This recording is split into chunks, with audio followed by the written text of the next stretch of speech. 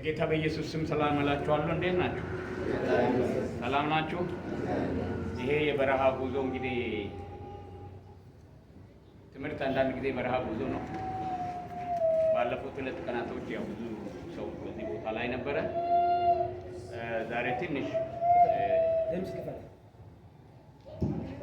ዛሬ ያው በቁጥራችሁ አሁን ባለበት ሁኔታ ቀንሳችሁ እያየሁ ነው ያለሁት። ከዚህ በኋላ የሚመጡ ሰዎች ይኖራሉ። ከቢሮ ስለሚመጡ አንድ 5-10 ደቂቃ ትናንትና የተማርናቸውን ነገሮች ክለሳ እያደረግኩ አንድም ያላነሳሁት ሀሳብ ስለነበረ ያንን እያነሳን ወገኖቻችንን አንድ ላይ አብረውን እንዲሄዱ እንጠብቃለን። እንጸልይ። እግዚአብሔር አምላካችን ሆይ እናመሰግንሃለን። ክብር ሁሉ ለአንተ ይሁን። ጌታ እግዚአብሔር ሆይ አስጀምረህን ዛሬ 3ኛ ቀናችን ነው። በዚህ በ3 ቀን ውስጥ ደግሞ እግዚአብሔር ሆይ መንፈሴ እኔንና ወገኖችን እያስተማረን እያነቃን እያነቃቃን እንድንለይ የምንችልበትን ጸጋና ጥበብ እየሰጠን ዛሬን አድርሶናልና ክብር ለአንተ ይሁን። ዛሬም ደግሞ ለእኛ ያቀድከው ዕቅድና ዓላማ አለ። ወገኖቼ ይህንን ደግሞ በሚገባ እንዲረዱ አእምሯቸውን በመንፈስ ቅዱስ ክፈት። አእምሮን የምትከፍት አምላክ ነህ ጌታ ሆይ በኢየሱስ ስም ክፈት። የሰው አእምሮ ተከፍቶ እውቀት መገብየት እንዲችሉ፣ ማኖር እንዲችሉ፣ መጠበቅ እንዲችሉና መተግበር እንዲችሉ እግዚአብሔር አንተ እንድትረዳቸው በኢየሱስ ክርስቶስ ስም ጸልያለሁ። እነሆ ጊዜውን አሳልፈን ሰጠን። እኔንም ወገኖችንም ተረከብ በኢየሱስ ክርስቶስ ስም አሜን። ክብር ለእግዚአብሔር ይሁን። ርዕሳችን ያው ትናንትና ያጠናቀቅነው በ2 ቀን ውስጥ ራእይ፣ ባለ ራእይና የራእይ አስፈጻሚዎች የሚል ርዕስ ነበረ። በዛ ውስጥ ራእይ ምን እንደሆነ አይተናል። እግዚአብሔር በሕይወታችን ውስጥ የሚያኖረው በሕይወታችን የምንኖርለትና የምንሞትለት ከላይ ከእግዚአብሔር የተቀበልነው መልእክት እንደሆነ አይተናል። የተለያዩ ትርጉሞች አሉት፣ ግን ዋናውና ሀሳቡ ይሄን እንድትይዙ ነው የሚፈልገው። ራእይ ማለት እሱ ነው። ሌላው ያው ባለ ራእይ ነው። ባለ ራእይ ምንድን ነው ብለን ስንመለከት ባለ ራእይ ወይም የራእይ ባለ አደራ ነው። የሚመቸኝ ቃል የራእይ ባለ አደራ ነው። ባለ ራእይ ባለቤትነትን ስለሚያሳይ ባለ ራእይ የቤተ ክርስቲያን ባለ ራእይ ኢየሱስ ክርስቶስ ነው። ማንም ምንም ነገር ሳይናገር በዚህ ጫለት ላይ ቤተ ክርስቲያንን እሰራለሁ ብሎ የገሃነም ደጆችም አይችሏትም ያለ ኢየሱስ ክርስቶስ ነው የቤተ ክርስቲያን ባለ ራእይ። ያቺ የተተከለችው የኢየሱስ ክርስቶስ ቤተ ክርስቲያን ተልእኮ ስላላት የቤተ ክርስቲያን ተልእኮ መሰረታዊ ነገር 3 ነው። አንደኛው ቤተ ክርስቲያን የተተከለችውና በዚህ ምድር ላይ የምትኖረው ወንጌልን የኢየሱስ ክርስቶስን ሞትና ትንሣኤ ኢየሱስ ክርስቶስ ደግሞ የኖረውን ሕይወት ያስተማረውን ትምህርትና አገልግሎቱን በመስበክ ሌሎች ወደ ክርስቶስ ኢየሱስ እምነት እንዲመጡ የወንጌል ስራ መስራት ነው። ይሄ ነው ዋናው በምድር ላይ ያለ። ሌላው ይህንን ወንጌል ሲሰበክ የወንጌል መልእክትን የተቀበሉ ወደ እምነት የሚመጡትን ቁጭ አድርጋ በማስተማር ኢየሱስ ክርስቶስ እነዛ አሳ አጥማጆችን ለ3 ተከታታይ ዓመታት እያስተማረ ደቀ መዛሙርት እንዳደረገ እንዲሁ የዳኑትን ደቀ መዛሙርት ማድረግ ነው። ተልእኮዋ ለዓለም ላልዳኑት ወንጌልን መስበክ ነው። ከዓለም ወጥቶ ደግሞ የሚመጡ እግዚአብሔር የሚጠራቸው ሰዎች ደግሞ ቁጭ አድርጋ በሕይወታቸው በኑሯቸውና በአገልግሎታቸው ኢየሱስ ክርስቶስን እንዲመስሉ ማስተማርና ደቀ መዛሙርት ወይም የኢየሱስ ክርስቶስ ተከታይ ማድረግ ነው። ደቀ መዝሙር ማለት ተከታይ ማለት ነው። እንደ መምህሩ ለመሆን የሚማር ማለት ነው። እንደማን ለመሆን? እንደ መምህሩ ለመሆን ኢየሱስ ክርስቶስ ስለዚህ ነው ደቀ መዝሙር እንደ መምህሩ ቢሆን ምን ይሆናል? ይበቃዋል ያለው። ስለዚህ እኛ ኢየሱስ ክርስቶስን በሁሉ ነገራችን ለመምሰልና እሱን እንድንመስል ቤተ ክርስቲያን በማስተማር ትሰራለች። ኢየሱስ በምንም ነገር አይደለም ደቀ መዛሙርት ያደረገው። ለብቻቸውም ሆነ በሕዝቡ መካከል እያስተማራቸው የእግዚአብሔርን ቃል እየገለጠላቸው ራሱንም በተለያየ መንገድ እየገለጠላቸው የእሱ ደቀ መዛሙርት እንዳደረገ ቤተክርስቲያን በምድር ላይ ደቀ መዛሙርት ለማድረግ ነው ያለችው። ሌላው የቤተ ክርስቲያን ተልእኮ ሰዎች ወደ ክርስቶስ ኢየሱስ እንዲመጡ የክርስቶስን ፍቅር ለዓለም መግለጥ ነው። ይሄንንም የምታደርገው ደግሞ በዓለም ውስጥ በማህበረሰብ ውስጥ በመግባት ብርሃን በመሆን የክርስቶስ ኢየሱስን ፍቅር ለተቸገሩት በመርዳት የሞተባቸው ሰዎች ጋር በማልቀስ ከማህበረሰቡ ጋር ባላቸው ግንኙነት ውስጥ የኢየሱስ ክርስቶስን ፍቅር ለዓለም መስጠትና ማሳየት ነው። ያ ፍቅር ደግሞ ሰዎችን ወዴት ያመጣቸዋል? ወደ ክርስቶስ ኢየሱስ ያመጣቸዋል። ይህን ተልእኮ ለመፈጸም ነው ቤተክርስቲያን በምድር ላይ ያለችው። ስለዚህ ባለ ራእይም ይህንን ተልእኮ ለመፈጸም ኢየሱስ ክርስቶስ የተለየና የፈጠነ መንገድ ያሳየው ማለት ነው። ሌላ ምንም ነገር የለም። ስለዚህ ነው አንዳንድ ጊዜ እዚህ ቦታ ላይ በዚህችም ቤተክርስቲያን ውስጥ አንዳንድ አዳዲስ ነገሮች ውጤታማ ሊያደርገን የሚችለው መንገድ ይሄ ነው ብዬ በድፍረትና በእምነት የምናገረው ከዛ የተነሳ ነው። ምክንያቱም ራእይ አለኝ ስትል መንገድ አለኝ ማለት ነው። ወንጌልን የማሰራጫ መንገድ አለኝ፣ የበለጠ የተሻለ ክርስቶስ ያሳየን ሰዎችን ደቀ መዛሙርት ማድረግ የሚያስችል ምን አለ? መንገድ አለ። ማን ያሳየን? ኢየሱስ ክርስቶስ ያሳየን። እንዲሁም ደግሞ ለዓለም የክርስቶስ ኢየሱስን ፍቅር የምንገልጥበት መንገድ አለ። ያ ከሌለ ያ ሌላ የቤተ ክርስቲያን ባለ ራእይ እኛ ልንሆን አንችልም። ባለ ራእዩ ብቻ ማን ነው? ባለቤት እና ባለ ራእይ ኢየሱስ ክርስቶስ ነው። ስለዚህ የዚህ ቤተ ክርስቲያን ባለ ራእይ እከሌ ነው ማለት ተገቢ አይደለም። የዚህ የንጉሡ ሕያው ቤተ ክርስቲያን ባለ ራእይ ማን ነው? ኢየሱስ ክርስቶስ ነው። ምክንያቱም ይህች ቤተ ክርስቲያን በዓለም ላይ ከተተከለችው ቤተ ክርስቲያን የተለየች አይደለችም። ልዩ የሚያደርገን እግዚአብሔር በዚህ ስፍራ ላይ ያስቀመጠን ሰዎች ወንጌልን የምናሰራጭበት መንገድ እንዲሁም ደግሞ ሰዎችን ደቀ መዛሙርት የምናደርግበት መንገድና የክርስቶስ ኢየሱስን ፍቅር ለሰዎች የምንገልጥበት መንገድ ነው ለየት የሚለው። ያ ደግሞ የፈጠነ ሆኖ የበለጠ ውጤታማ ሊያደርገን የሚችል ነው ብለን የምናምነው ክርስቶስ ያሳየን መንገድ ነው። ክብር ለእግዚአብሔር ይሁን።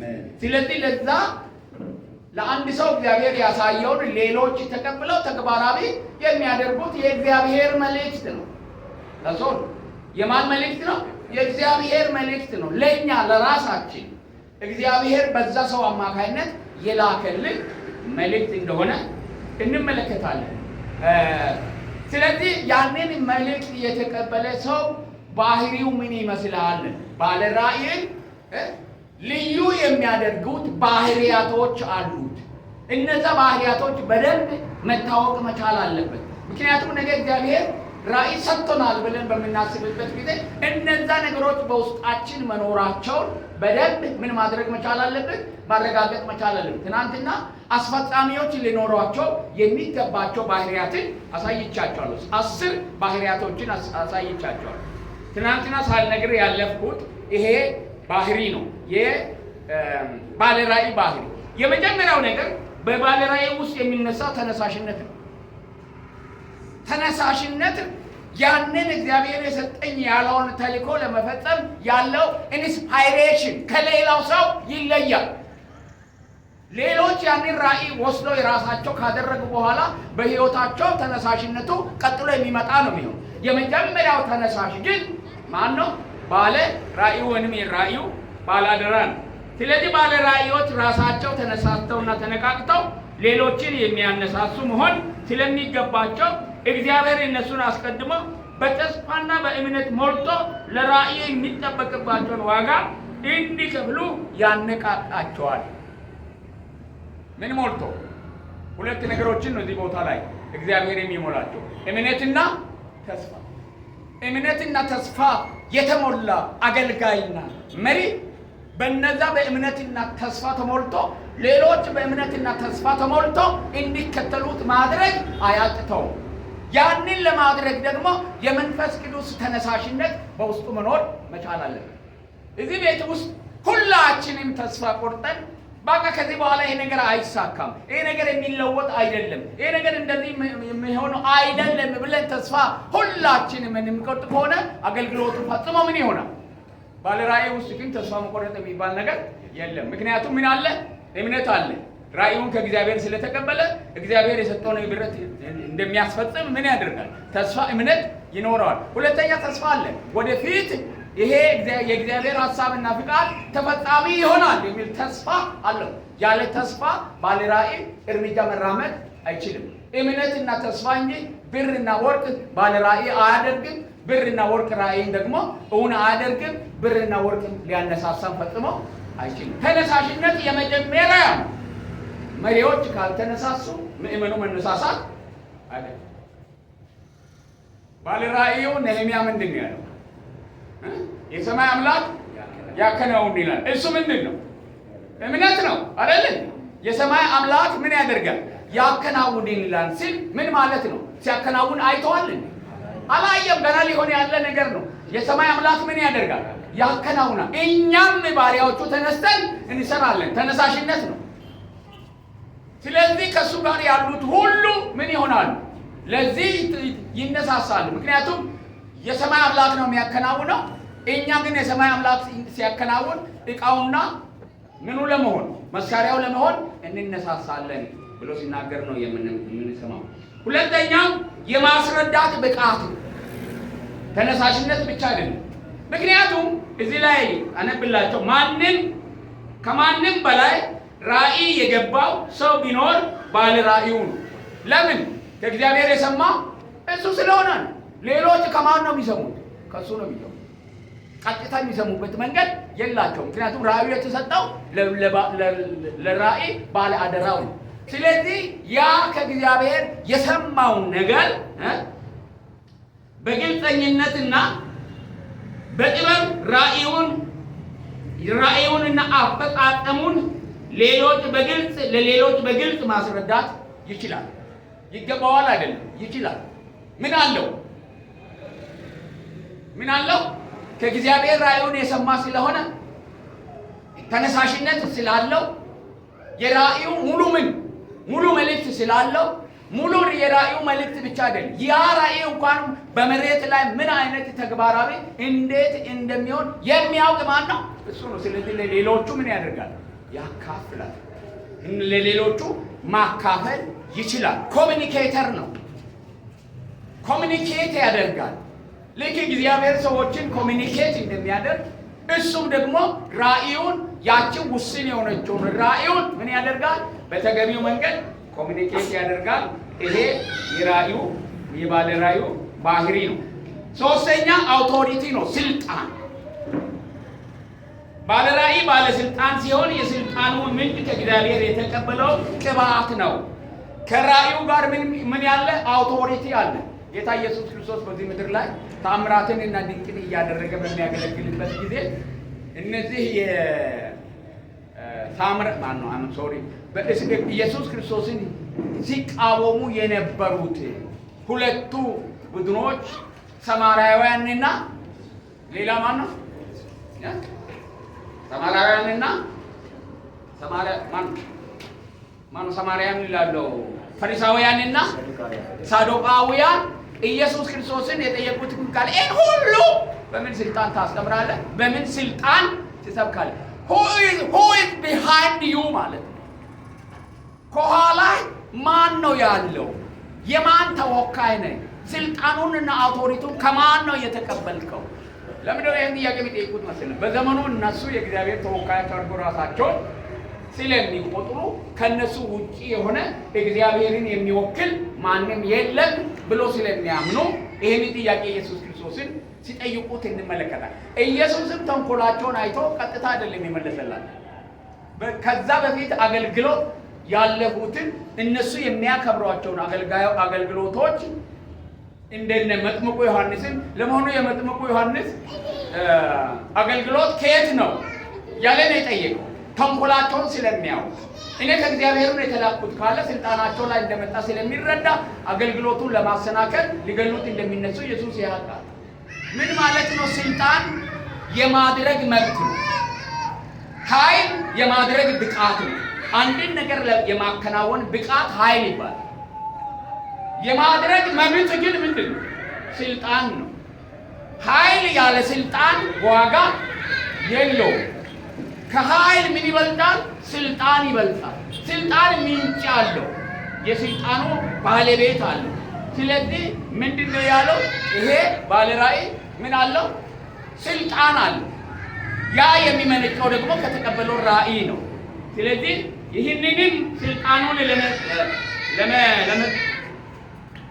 ለመጠቀም ሲጣጣሩ አታላዮች ግን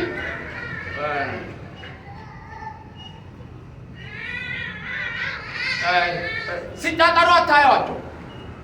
እኔ ባለስልጣን ነኝ ይህን ማድረግ አለብኝ ብለው ሲሞክሩ አታያቸው። ግን ሆኖ ይገኛሉ። ሆኖ ነው የሚገኙት። ምክንያቱም ስልጣኑን የሰጠው ራእዩን የሰጠው ጌታ ስለሆነ ከዛ ከራእዩ የሚገኝ ስልጣን ስለሆነ ሲጣጣሩ አለቃ ሆናለሁ እኔ ነኝ ብሎ ሲጣጣሩ አታም። ግን ሆኖ ይገኛሉ። ሰዎች ይከተሏቸው ታገኛቸዋል። ሌላው ኃላፊነት ነው፣ ሪስፖንሲቢሊቲ። በእነዛ ሰዎች ውስጥ የሚገኘው ባህሪ ምንም ያህል በቁጥር የበዙ ለራእዩን አድራጊዎችና አስቀጣዮች ቢኖሩም ባለራእዩ ለራእዩ ተግባራዊነት ከሁሉም በላይ ኃላፊነት አለበት።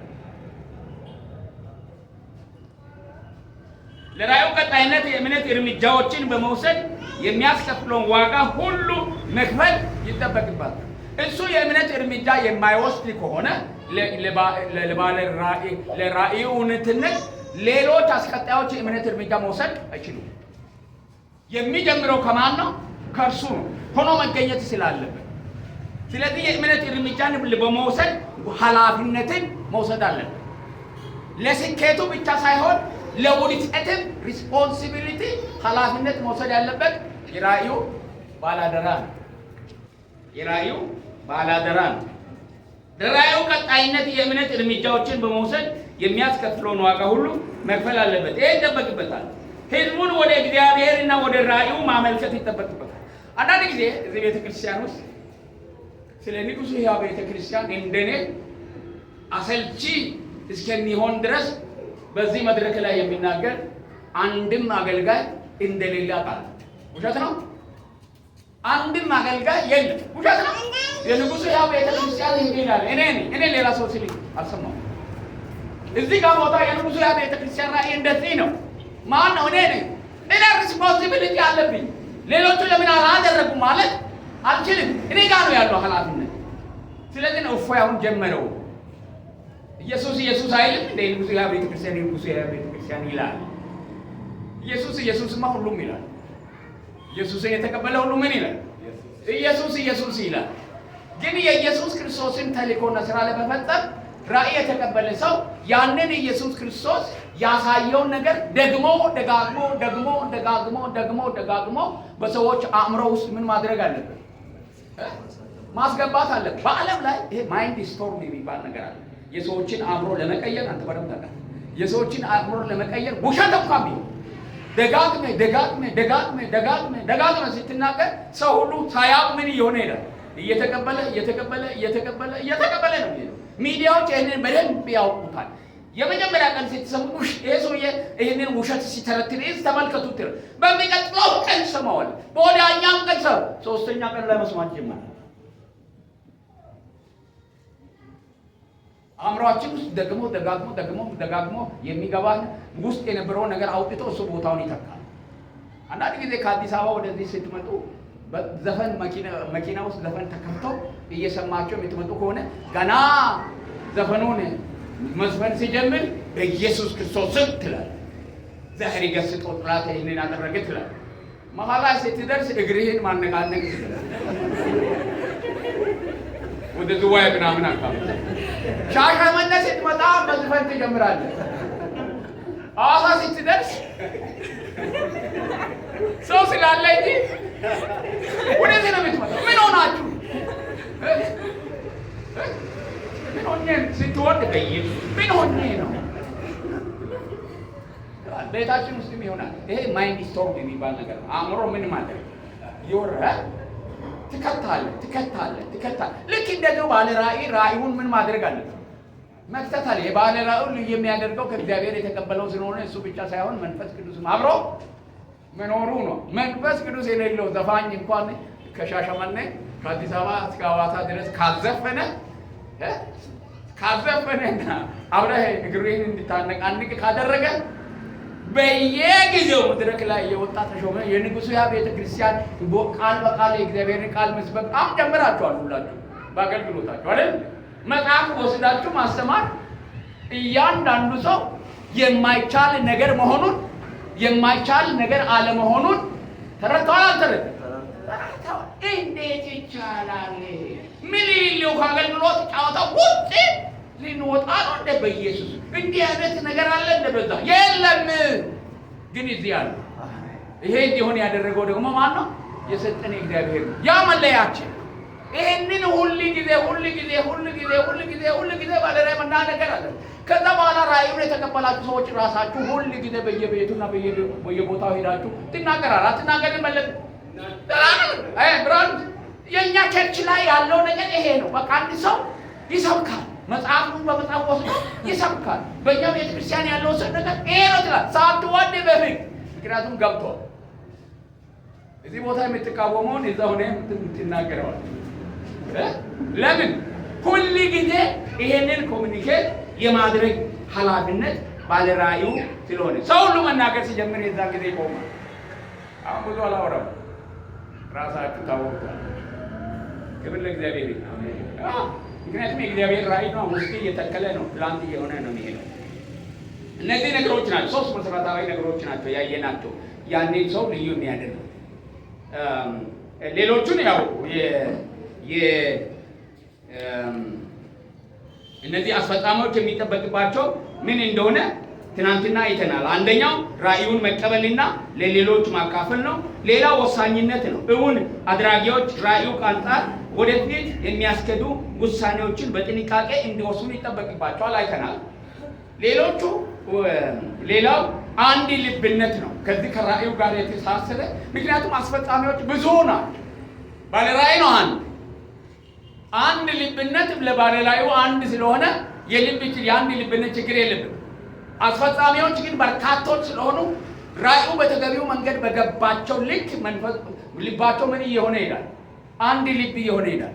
አንድ ልብ ባይተው ቤተክርስቲያን ሁሉ ጊዜ ሲከተማ የምትሆነው በአገልጋዮች መካከል በሚኖረው በአንድ ልብ ልክ ነው። ሁሉ ጊዜ ለእግዚአብሔር ስራ የሚጠነቀቅ ሰው፣ እግዚአብሔርን የሚፈራ ሰው በቡድን ውስጥ ሲያገለግል የልብ አንድነትን የሚያናጋ ነገር ወይም የሀሳብ ልዩነት ቢፈጠርበት ሁለት ነገሮችን ነው ማድረግ ያለው።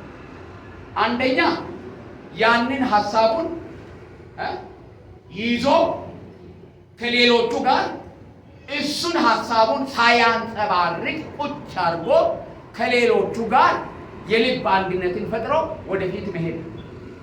የህሊና ጉዳይ ሆኖበት ሲሪየስ ያስተምረው ጉዳይ ሆኖበት መሄድ የማይችል ከሆነ እነሱ በአንድ ልብ ያመኑበትን ነገር እንዲፈጽሙ ከመካከላቸው መውጣት ነው። ሽማግሌ ከሆነ ከሽምግልና፣ ዲያቆን ከሆነ ከዲቁና። ለምን የቀሩት በአንድ ልብ ስላሉ እነሱ በታያቸው መንገድ የእግዚአብሔር ስራ እንዲሰሩ መፍቀድ ነው። እዛ ሆነ አትማማት። በጣም በርካታ ሰዎች በሚኖሩበት ቤተክርስቲያን ሆኖ የቤተክርስቲያናቸውን ስጋ ይበላሉ። ማን ቁጭ በል አለ? እዛ ቦታ ላይ ታስረሃል ወይ? በማይመች በማታምንበት ስፍራ ላይ ምን ታደርጋለህ? ለሌሎችስ እንዳያገለግሉ አንድ ልብ እንዳይኖራቸው እንቅፋት ለምን እንሆናለን? ካለበለዚያ ግን የምናምንበት ለምሳሌ አንዳንድ አብያተ ክርስቲያናት ውስጥ የልጆችን ጥምቀት የሚያምኑ አብያተ ክርስቲያናት አሉ። የልጆችን ጥምቀት በሚያምን ቤተ ክርስቲያን ውስጥ ሆነ ሁል ጊዜ ልጆች ሳያምኑ መጠመቅ የለባቸውም እያልክ ማወቅ አይኖርብህም። መጠመቅ የለባቸውም የሚሉ ቸርቾች ስላለ ከዛ ጋር ወጥተህ እዛ ጋር በነፃነት ሁሉም መጠመቅ የለባቸውም ስለሚል አንድ ልብ ይኖራል። እዚህ ጋር ግን አንድ ልብ በዛ ሊኖር አይችልም። እነዛ ሰዎች ሕፃናት መጠመቅ አለባቸው ብለው የሚያምኑት ይህንን በማመናቸው ምክንያት የክርስቶስ ኢየሱስን ወንጌል ሳይሰብኩ ቀርተው አይደለም። እግዚአብሔር ወንጌሉን እንዲሰብኩ ይጠቀምባቸዋል። ደቀ መዛሙርት እንዲያደርጉ ይጠቀምባቸዋል። ልክ እንደ አብ ወልድና መንፈስ ቅዱስ አንድ ሀሳብ፣ አንድ ፍቃድና አንድ ስሜት ሊኖረን አይችልም። እኛ ሰዎች ስለሆነ we are not gods። እኛ አማልክት አይደለም፣ ሰዎች ነን። የእውቀት ልዩነት አለ፣ የእድሜ ልዩነት አለ፣ ማህበራዊ ያደግንባቸው ልዩነቶች አሉ። እዚህ ቤተክርስቲያን ውስጥ ከፍተኛ ልዩነት አለ። እድገት እየመጣ በሄደ ቁጥር ከገጠር የመጡ ወጣቶችና ከተማ ውስጥ ያደጉ ወጣቶች የስነ ልቦና አንድነት አይኖራቸውም።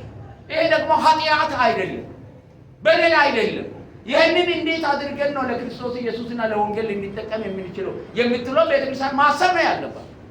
ሰውን ጠምዘህ ካደገበት አቅጣጫ፣ ካደገበት መንገድ፣ ካደገበት ቋንቋ ጠምዘህ ልታወጣው አትችልም።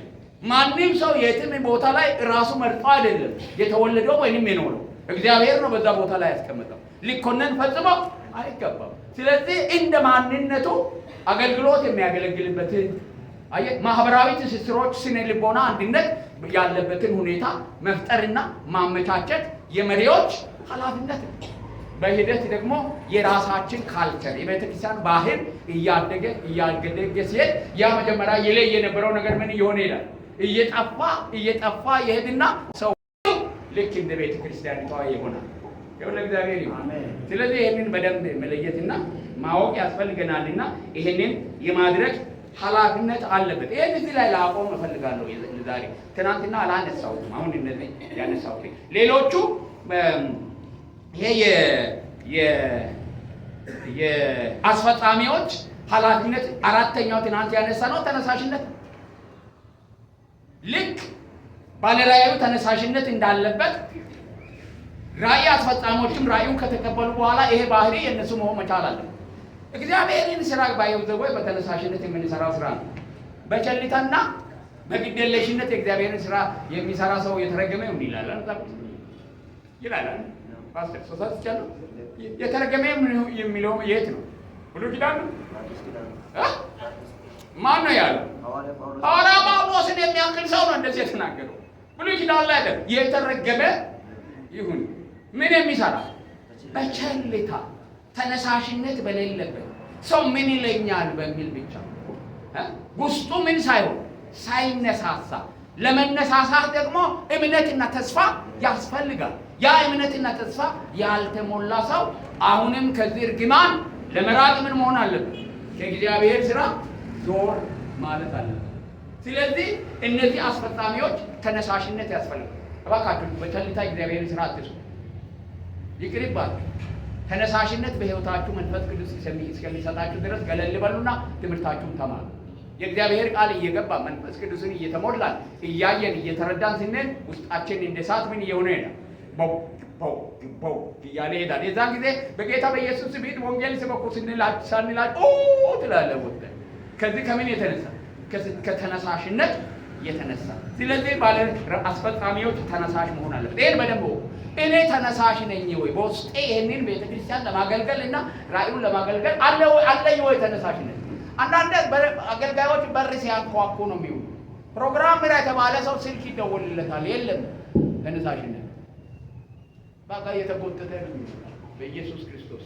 አንድ ሰው ቤተክርስቲያንን ባያገለግል፣ አንድ ሰው እድሜ ልኩን እግዚአብሔር እውነተኛ ሰዎችን እስከሚያስነሳ ድረስ ቢመሩ መልካም ነው። ፓስተር አትለምን። ለምን ነው ይሄን በቃ ሁለት ሰው ካለ በቂ ነው። እግዚአብሔር ጋር አንድ ሰው ይሰራል እኮ እግዚአብሔር ጋር ተነሳሽነት ያለው ፓሽን፣ ለእግዚአብሔር ስራ ፓሽን ያለው ኢንስፓየርድ ይሆናል። ጥቂት ሰዎች በቤተ ክርስቲያን ውስጥ ብዙ ስራ ይሰራሉ። ትናንትና ምሳሌ ነግሬያቸዋለሁ። ሶስት ወጣቶች ዩኒቨርሲቲ ውስጥ ባይብል ስተዲ ጀምረው ዛሬ ምድሪቷን እልም አርጋ የበላችና እልም አርጋ የሞላች ቤተክርስቲያንን ፈጥረዋል። እነዛ ሰዎች በተነሳሽነት ዋጋ በመክፈል በመገረፍ በዛን ሰዓት በመገረፍ እስር ቤት ውስጥ በመግባት የባለ ሀብትና የሀብታም ልጆች የነበሩት በእምነታቸው ምክንያት ተጥለው ከቤተ መንግስት እንኳን ተጥለው ዋጋ ከፍለው ወይኒ ቤት ገብተው ዛሬ ምድሪቷ ሁሉ እነሱን ትሸጣለች። እነዛ በምን ስላገለገሉ? በተነሳሽነት ስላገለገሉ። ግን በሂደት ያ ተነሳሽነት ምን ትውልዱ ሲቀየር ምን እየሆነ ነው? ይሄ እየጠፋ ሲሄድ ኢየሱስ ጌታ ነው ዞር ብሎ ደግሞ እዚህ ጋር ይለኩሰናል። አሜን። ያው መንፈስ ደግሞ እዚህ ጋር ምን ያደርጋል? ይሰራል። ያችን እድገት እስከሚደርስ ድረስ እግዚአብሔር ከኛ ጋር ይሰራል። ባለፈው ጊዜ ፓስተር እንደተናገረው አሁንም የእግዚአብሔር ስራ አይቆምም። ሁሉ ጊዜ የሚቆመው የእኛ አገልግሎት እንጂ የእግዚአብሔር ስራ አይቆምም። ሁሉ ጊዜ ባቡሩ ምንድን ነው?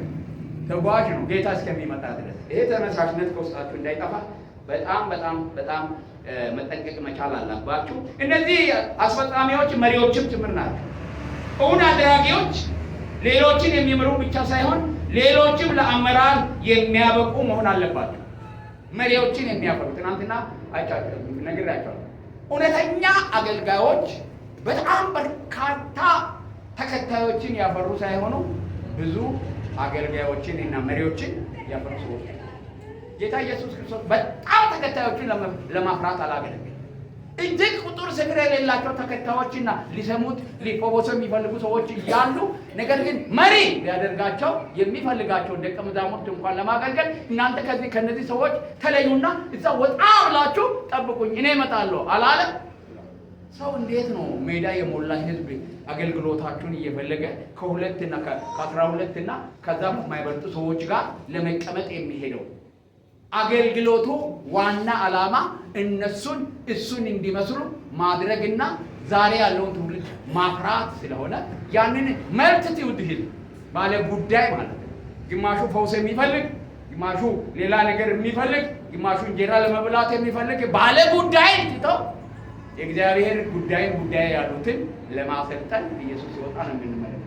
ስለዚህ አገልግሎታችን ማትኮር ያለበት በቁጥር ላይ አይደለም። የቤተ ክርስቲያን አገልግሎት ማትኮር ያለበት በጥራት ላይ፣ ኢየሱስ ጥራት ላይ ነው ትኩረት የሚያደርግ። ኢቭን በጣም በርካታ ሰዎች ተቀምጠው እያሉ እንኳን ኢየሱስ ክርስቶስ ሲናገር ህዝቡን እያየ አይደለም፣ እነዛን አገልጋዮች እያየ ነው የሚያስተምረው። ጥያቄ ከዛ እንኳን ቢጠየቅ እዚህ ጋር ነው ትኩረቱ። እነዚህ ደቀ መዛሙርቶቹ ናቸው ትኩረቱ፣ አብረውት የሚኖሩት ናቸው ትኩረቱ። ማላይ ነው ትኩረት የምታደርገው።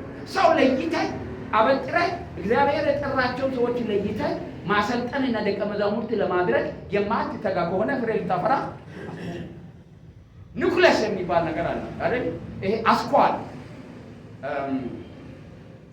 እኔ እንቁላል በብዛት በላለሁ።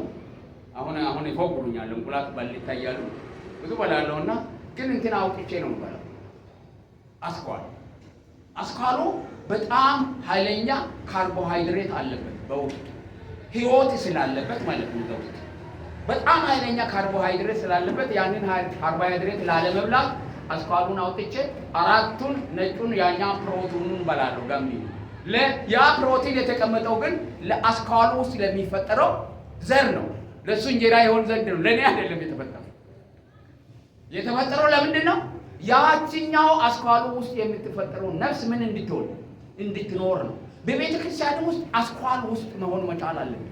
አገልግሎት ስንጀምር አስኳል ውስጥ ያሉ ሰዎች ያስፈልጉናል። ህይወት ያለበት ኤሪያ ማለት ነው። ከዛ እግዚአብሔር እየመገበ እነዛው አስኳሎች ሌላ ቦታ ፍሬ እንዳይፈሩ ያደርጋል። አስኳል ቤተክርስቲያን ውስጥ ዳር ላይ ተቀምጣቸው የሚገኙ ሰዎች አሉ።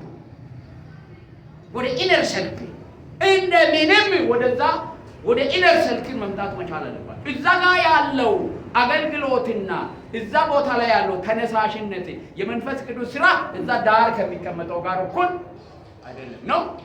ዳር ላይ የሚወጡ ሰዎች ግን በሌላ ቤተክርስቲያን እኛ ጋር አይደለም፣ እኛ ጋር ሽማግሌ ስለማይወርድ ከአገልግሎት ሲወርዱ ያኮርፉና የት ይቀመጣሉ? እዛ ጋር ይቀመጣሉ። እናንተ እንግዶች እዛ ዳር ላይ ነው የሚቀመጡ። ፕሮግራሙ እስከሚያልቅ ደግሞ በደንብ ሞቅ ካለ በኋላ ነው የሚመጡ። ከዛ በኋላ ዳር ላይ ይቀመጡና ልክ ፕሮግራሙ ሲያልቅ አይደለም፣ ልክ አገልጋዩ ወይ እግዚአብሔርን ቃል ሲጨርስ እነሱ መጀመሪያ ወጥቶ ይሄዳሉ። አስኳል ላይ የነበሩ ናቸው። እግዚአብሔር እዚህ አስኳል ላይ የምትሆኑት ሁሉ ጊዜ ስልጣን ቢኖራችሁ ብቻ ነው አይደለም። አሁን ወጣላ ዳርቆት ይላል። እሱ ሰው አስኳል ውስጥ ያለ ሰው አይደለም። በምንም አይነት ሁኔታ አስኳል ውስጥ ያለ ሰው መውጣት አይችልም። እዛው ፋይት ያደርጋታል።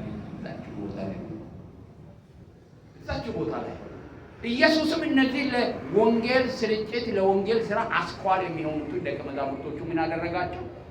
እዛ ቦታ ላይ አሳደጋቸው፣ እዛ ላይ አስተማራቸው። ይሄ መሪነትም ተገዥነትም በእነሱ ህይወት ውስጥ መታየት ያለበት ነው።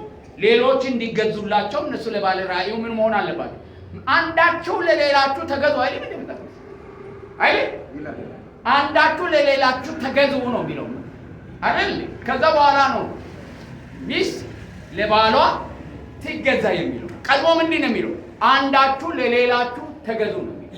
አንዱ ለሌላ የሚገዛ ከሆነ እግዚአብሔር ለመረጣቸው መሪዎች እናንተ የማትገዙበት ምን ምክንያት አለ? ለመሪዎች ለማይገዙ ሰዎች ነገ መሪም ቢሆን ሰው አይገዛም። መገዛት ትህትና፣ ራስን ዝቅ ማድረግ በመንፈሳዊ ሕይወት የማደጊያ መንገድ ነው። የማደጊያ እኔ አለሁ አትንኩኝ ባይ ሰው ፈጽሞ በመንፈሳዊ ሕይወት ማደግ አይችልም። አንዳችን ፓስተር ለእኔ ይገዛል፣ ለፓስተር አማሬ ይገዛል፣ ለአማሬ ደግሞ ሀብታሙ ይገዛል፣ ለሀብታሙ ደግሞ እዛ ጋር ማን ነው በለጠ፣ ለበለጠ ደግሞ ያኛው ማን ነው ዲያቆን ደሴ፣ ለደሴ ባለቤት ምንድን ይሄ የማን ስልጣን ነው? እግዚአብሔር ያስቀመጠው በመካከላችን ያለው የእግዚአብሔርን ስራ ለመፈጸም እግዚአብሔር ያስቀመጠው መዋቅር ነው። ለመገዛት የተዘጋጃችሁ ስትሆኑ እግዚአብሔር የምትገዙበትን እድል ይሰጣል። ክብር ለእግዚአብሔር ነው። ይሄ ነው። ሌላ ፈቃደኝነት ነው። ራእይ አስቀጣዮች መስራት የሚገባቸውን ስራ ሁሉ ለመስራት የፈቀደ ልብ ሊኖራቸው ይገባል። የፈቀደ ልብ በግዴታ የእግዚአብሔርን ስራ አንሰራም፣ ወደን ነው የምንሰራው። የፈቀደ ልብ ሊኖረን ያስፈልጋል። ሌላው ጽናት ነው። ትናንትና አንስቻለሁ ይሄንን ጽናት። ራእይ አስቀጣዮች በመከራ ውስጥ ነው ተግባራዊ ራእይ የሚደረገው። ባይዘዌ ፓስተር በጣም ጽኑ ባይሆን ኖሮ በዚህ 7 ዓመታት ቤተክርስቲያን አድጋ እዚህ ደረጃ ላይ ልትደርስ አትችልም። ትቶ እንዲሄድ የሚያስችሉ በጣም በርካታ ነገሮች ነበሩ። ትቼ እንዲሄድ የሚያስችሉ በጣም በርካታ ነገሮች አሉ። እግዚአብሔር ግን ያስቀመጠውን ራእይ እውነተኛና አንድ ቀን እውን እንደሚሆን ስለምናውቅ ምን አደረገ? ጸናን። ዛሬም ቢሆን ሁሉ ነገር ተመቻችቶ አይደለም እናገለግለው። ነገር ግን ጽናት የተሰጠውን ተስፋ የመቀበያ መንገድ ነው። የማይጸና ሰው ተስፋ ሊቀበል ፈጽሞ አይችልም። እግዚአብሔር ደግሞ በፈተና ውስጥ አሳልፎ ትዕግስት አድርገን የተሰጠንን ተስፋ እንድንወርስ ነው የሚፈልገው። ኢየሱስም እኮ በመከራ ጸንቶ ነው እኛን ያዳነን አይደል? በመስቀል ላይ ታግሶ ይላል። ዮሐንስም በመጨረሻ ላይ የኢየሱስ ክርስቶስን ትዕግስት የሚካፈል ሽማግሌ ነኝ እኔ ይላል። ይገርመኛል። የማንን ትዕግስት? የኢየሱስ ክርስቶስን ትዕግስት። ኢየሱስ ክርስቶስ ታግሶ ስለሞተ እኔም ስለሚኖርለት የእግዚአብሔር ቃልና ወንጌል ታግሼ ለመሞት የተዘጋጀው ነኝ። ምን ለሞት? በወንጌል ለመበልጸግ አይደለም። ዛሬ እንደሚደረገው ለመበልጸግ ሀብታም ለመሆን አይደለም። ለወንጌል ለመሞት ጽኑ ታግሼ ጸንቼ የኢየሱስ ክርስቶስን ጽናት ምን የሚሆን ነኝ? የሚከተል ነኝ። ጽናት፣ ትንኮሳን መጽናት፣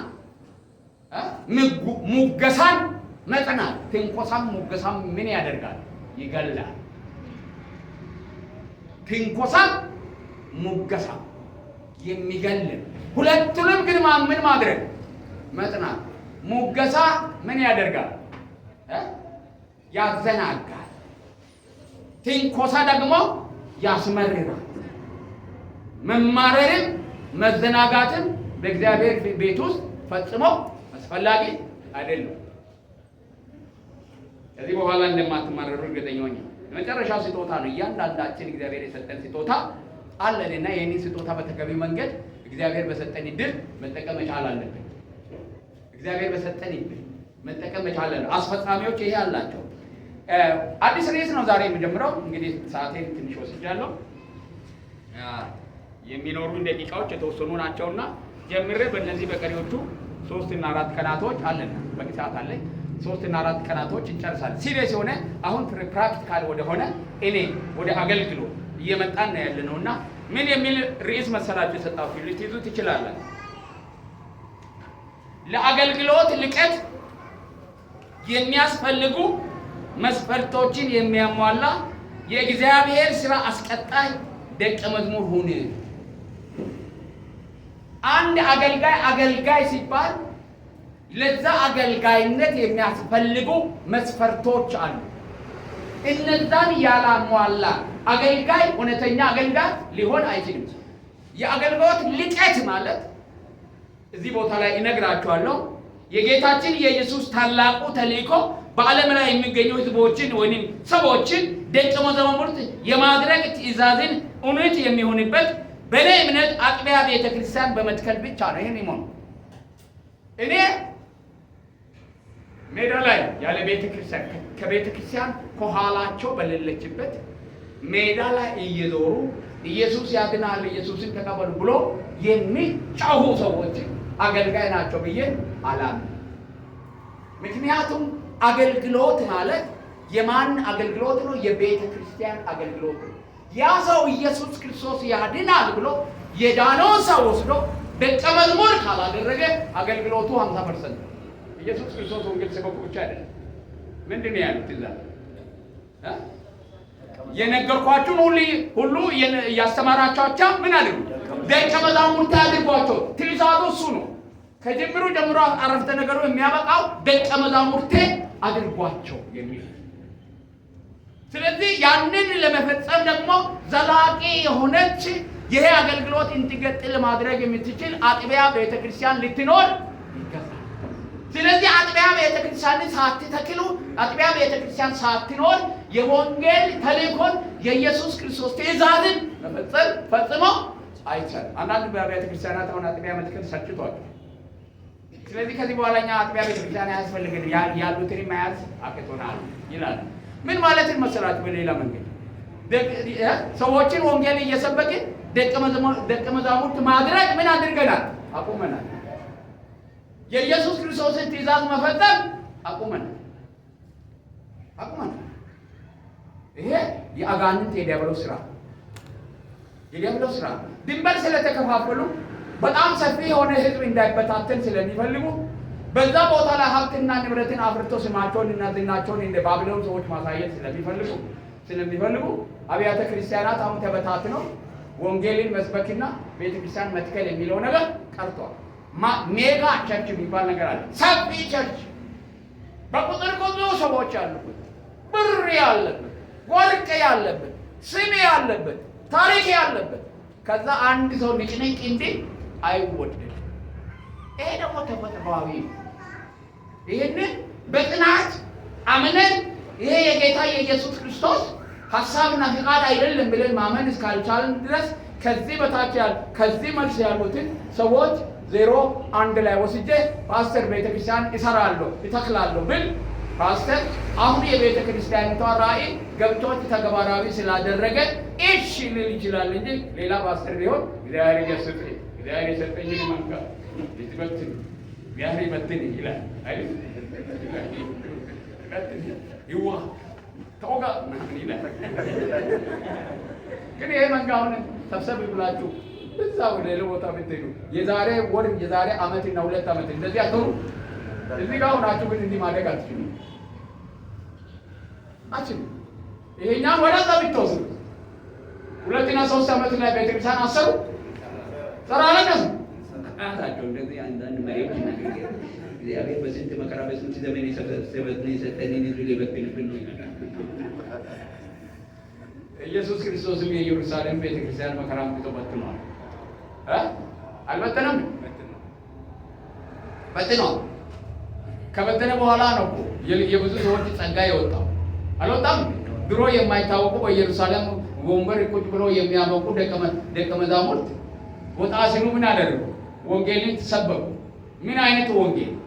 በጣም ጠንካራ ተአምራትና ድንቅ በእጃቸው ላይ ሆነ። ድሮ ተአምራትና ድንቅ ሲያደርግ የሚታየው ጴጥሮስ ነው ወይ ዮሐንስ ነው።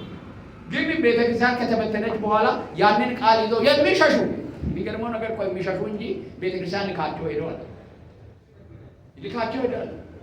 እግዚአብሔር እውነተኛ ቤተክርስቲያንን አጥርቶ ያወጣው እኮ በመከራ ዘመን ምን የመሰለ ያወራን ነበር። ትናንት በመከራ ዘመን መዝሙር በማይዘመርበት ትናንትና ያወራን ነገር ግን ሰው ጽኑ ሆኖ እግዚአብሔርን ፈልጎ የኢየሱስ ክርስቶስን መምጣት እየፈለገ የቆየበት ጊዜ ቢሆን ያለ።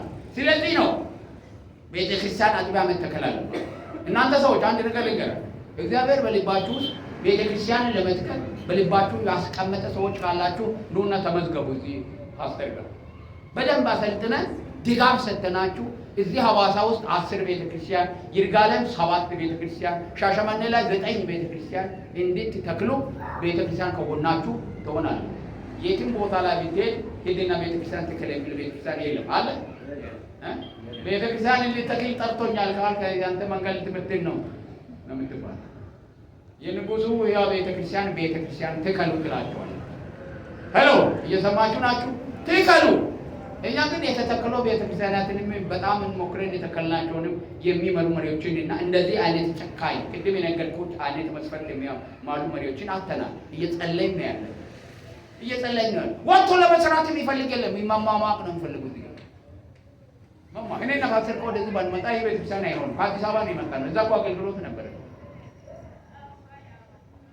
እዚህ አይደለም አገልግሎት የጀመርነው። የሄደን ገጠር ማሲንቾ ነው የጀመርነው። ገጠር ነው ማሲንቾ አይደለም የጀመርነው። አውሮሬሳ ነው የጀመርነው አይደል? ጫካ ላይ አንድ ቀን ምን እንደሆነ ታውቃላችሁ? በአገልግሎታችሁ ምሳሌ ልንገራችሁ። እንደው የአገልግሎትና ቤተክርስቲያን የመትከል ፍላጎትና ስለነበረ አንድ ቦታ ላይ ኮንፈረንስ ጠሩንና ሄድን ወደ አውሮሬሳ ነው ባሳኔ። ምንም ገንዘብ አልነበረን። ስንሄድም እንኳን ልንሄድ ተነስተን እዛ ሆቴል የተቀመጥንበት አንድ ሰው መጥቶ 2000 ብር ትራንስፖርት ሰጥቶን ነው ሄዳችሁ አገልግላችሁ ነው ያለ። እስከዛ ሰዓት ድረስ ገንዘብ በእጃችን ነው። ያቺን ብር ግማሹን በላን፣ ግማሹን ለትራንስፖርት ከፈልና አለቀ። በኋላ ለመመለስ ስንነሳ ሰዎች ያው እኛን ባለሀብት አድርገው ስለሚያው ገንዘብ አልሰጡንም። ከኛ ነው የሚፈልጉት። እኛም እንደ ባለሀብት ከራባት ተስረን ተመልከቱ። ኢየሱስ ጌታ ነው ይላል። ኪስ ባዶ ነው። ከዛ በኋላ መናኸሪያ መጣን። መናኸሪያ ስንመጣ ኪሴን ሲፈትሽ አራዳ አይደለም ትራንስፖርት የምትሆነው አንድ እዚህ ጋር ቋጠር ባሰረኝ ጋር ብሎ ከኢየሱስ ሲፈትሽ ላካ አለው። ስማ እሱ ዝም ይላል ብዙ ጊዜና አላህ እንደስለው አሁን የሌለው ማን ነው? እግዚአብሔር አማረ ያለው እግዚአብሔር ነው ያመጣ። እግዚአብሔር ካጠፋ ቅፋ እግዚአብሔር ካመጣ እና እኛ ለየራሳችን የምንከፍል አብን ብር ማለት ነው ትራንስፖርት ብቻ ነው ያለን። ደናውን ብለን ፉ ወደ ሶስተኛ ቀን ነው የመጣው። አንድ ቀን ትመሰክራለህ እንዴ ነው ነገር አገልግሎት ነው ተከላ ነው። እንደዚህ እያልን እግዚአብሔር ወደዚህ አምጥቶ ያሳፋን። ክብር ለእግዚአብሔር ይሁን። አሜን። ክብር ለእግዚአብሔር ይሁን። እናንተም በቃ ደስ ብሏችሁ ብቻ በመንደላቀቅ በምቾት አታገልግሉ። እኔ አንድ ነገር ይሉኝ ነበር ድሮ ጓደኞቼ እንትኑ ነበረኝ እቺ ፕሮስፔሪቷ ትንሽ ሳትኖር የቀረች አይመስለኝም። ብልጽግናዋ ማለት ጌታ ይረዳኛል። ምክንያቱም የእግዚአብሔርን ድምፅ የአገልግሎት እንደጠራኝ ማቆ ገና መንፈሳዊ ወተ በልጅነት ስለነበረ ፍላጎትን እዛ ላይ ጨመርኩባትና እግዚአብሔር እስከተናገረኝ ድረስ ምንም ችግር የለም። እግዚአብሔር በመልካም እንዳገለግል ያመቻችልናል። ጌታ አመቻችቶ ነው የምናገለግለው። በእኛ ዘመን ችግር የለብንም እንላለን እርስ በርሳችን ስንሟሟ። ከዛ የተነሳ አንዳንዶቹ ሶፋ ላይ ቁጭ ብለን ማገልገል የሚፈልግ ወንድማችን እያሉ እንደኔ ግን ወደ አገልግሎት ከወጣሁ በኋላ መከራ ያየ የለም። ያው ባለቤት ጠንካራ ባትሆን ኖሮ በቃ ይቆም ነው። የምንበላው ምግብ አጥተን አንድ ቀን መጣጤሻ የሚባል ምግብ ታውቃላችሁ አይደል? የቀዘቀዘ አንድ መጣጤሻ ተካፍለን በልተናል። እኔና ሌላ ነገር የለም ምግብ። የዛ ጊዜ እኮ የኔ ጓደኞች እኮ በጣም ባለሀብት ናቸው። ፖለቲካ ውስጥ ገብተው መኪና እንደ በግ አርብተዋል። ግማሹ መሬት ወስዶ ሆቴል ምናምን ተከፈለ። እኔ ሃሌሉያ ኢየሱስ ጌታ ነው፣ አገልግሎት አለን፣ ጌታ ጠርቶኛል ፈጽሞ ብዬ እዛው ደርቄ ቀረሁ። ከዛ መከራው መጣና ልክ አገባ። እኛ ብቻ አይደለም ዛሬ ልጃችን የለም እዚህ ቦታ ላይ እግዚአብሔር ባርኮት እኛንም ባርኮ ቤተክርስቲያንም የሚያግዙ ልጃችን 5 ሰዓት ሆነ እንትን ሳይጠጣ ሙቅ ነበረ። ማሞቂያ እንትን ያስፈልጋል። ጋዝ ነው ጋዝ። ያቺ ጋዝ ቡትሊያ 30 ሳንቲም ነች። ያቺ 30 ሳንቲም ጠፍቶ ያቺ ሙቋን ማሞቅ ስላቃተ እንዲሁ ቀዝቃዛው እንደመጣል ምን ሆነ እስከ 5 ሰዓት ላይ ደረሰ። ከዛ በኋላ እኛን መከራ ውስጥ እንድንገባ አገልግሎታችንን ድራሽ ነው ያጠፋው። አንድ ሰውዬ መጣና ምን እንዳደረገ ታውቃላችሁ? በአጥር የድሮ 50 ብር ወደ አጥራችን ወደ ውስጥ እንደዚህ ነው ወርውሮ ይላል። ሄጄ ሳይ 50 ብር የወረወረው ግን ዋናው መከራ እንደጠጣ እሬት የሚግተኝ ሰውዬ እግዚአብሔር ከየትም አምጣው አንተ ሃሌሉያ ጌታ ይመስገን ብለን አለ። ይሄ መከራ በጣም ሌሎች ነገሮችም አሉ። ግን እግዚአብሔር መልካም ስለሆነ በዚህ በ60ና ዓመታችን እና ወደ መጨረሻው አካባቢ እፎይ ያሰኝቱ ነው።